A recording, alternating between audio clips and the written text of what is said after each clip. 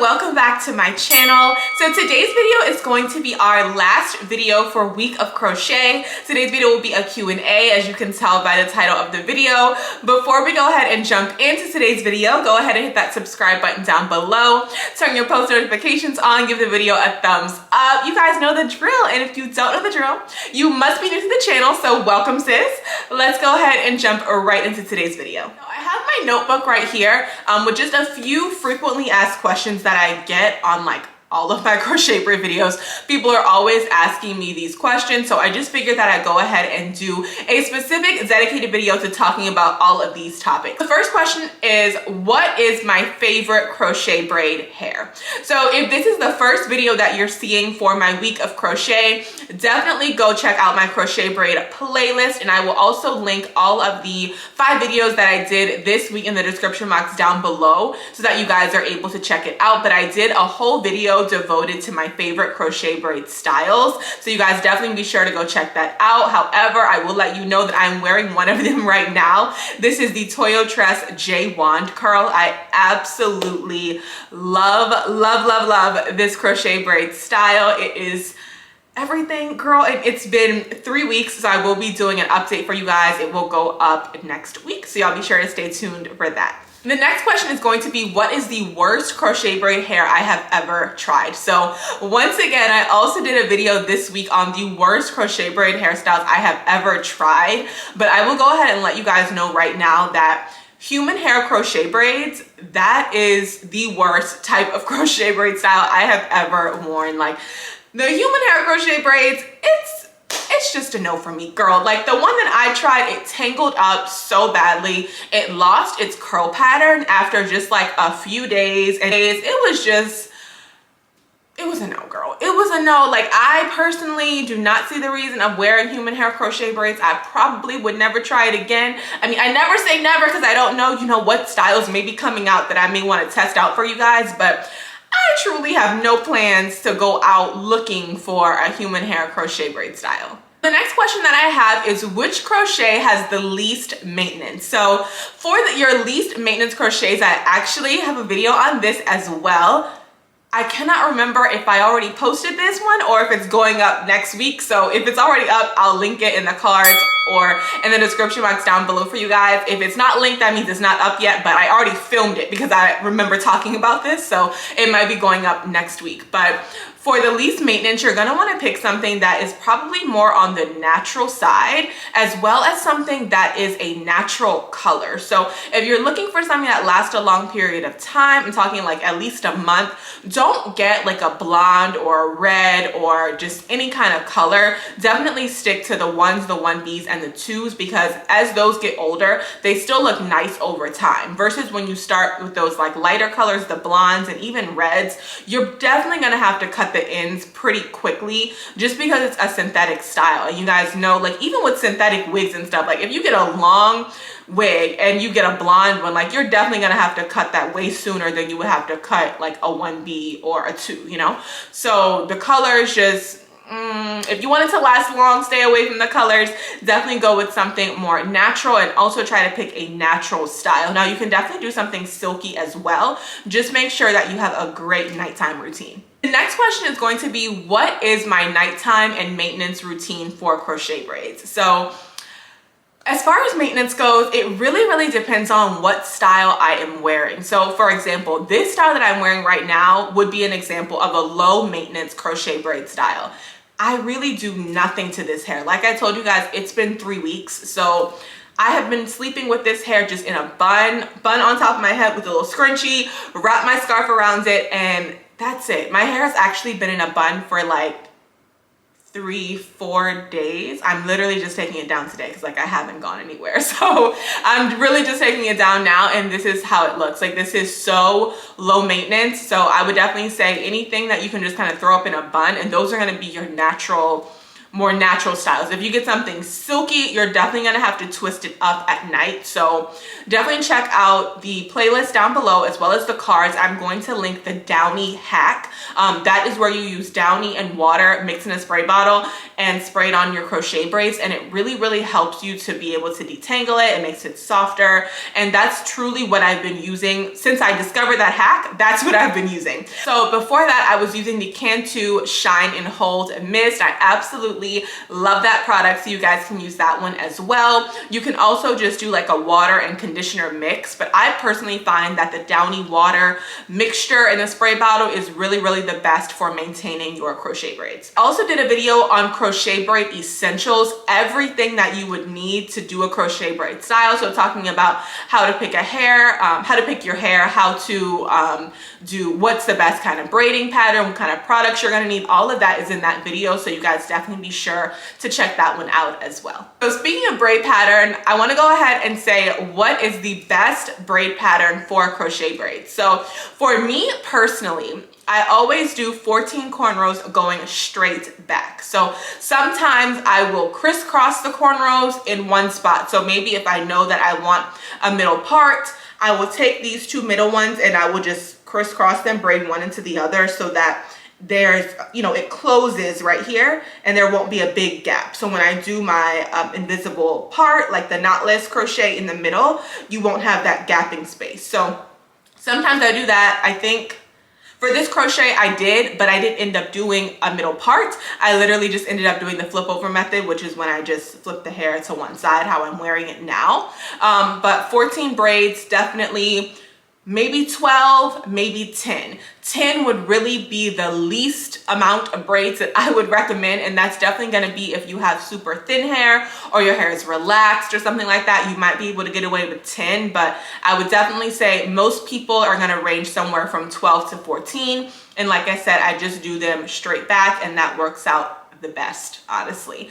You can also do a braid in the back around the nape of your neck if you want to be able to wear your hair up in like a bun or a ponytail. So all you would do for that is just this first braid that's over here. You would just braid it all the way to the nape of your neck, and then you have this braid here, and then you connect them together, and I braid my my cornrows one into the other. So I just flip it up and then braid it into the next one and do the same thing. So when I'm done braiding my whole head, I just have one like hanging piece that I just, you know, like push or like use the crochet needle, or really not crochet needle, girl, because we don't use that over here. We use a beater, but when I use the crochet beater, I'm able to crochet that last braid up into my hair so that I have nothing hanging down. And I actually do have a whole video on my braid pattern and, you know, which one I use, and you guys are able to see it up close. So of course that video is on my crochet braid playlist as well.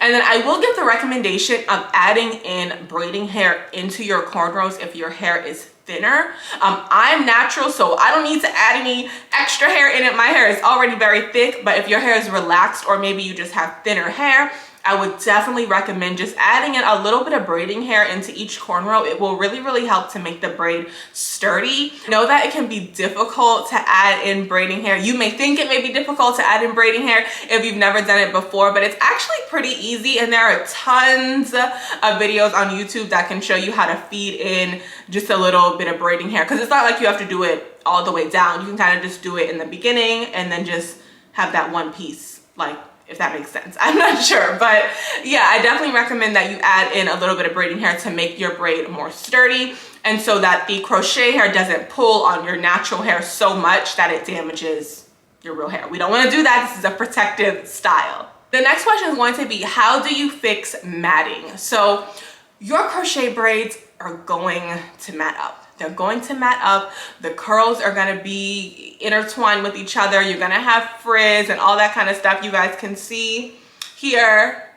I mean, these crochet braids look really good, but you definitely have some pieces that are, you know, clumped together. But like I said, the Downy water hack is truly the best thing to help with your crochet braids. You're not going to be able to get rid of all the matting. I mean, if you want to go through piece by piece and get rid of that, but honestly, it's extremely unnecessary, you guys. This is a synthetic curly hairstyle, okay? Do not be afraid of matting. Do not feel like, you don't want to wear the style because it's gonna mat up in the back or whatever. Like, you really can't tell. Like, you're gonna get some at the nape of your neck, but you can definitely just like pull the curls apart just like this. These are pretty good because I had kind of already done it, but super easy, you guys. And you can see, so easy. That's literally all you have to do to just pull those apart and use that downy water mixture, and you're going to be good to go. The next question is,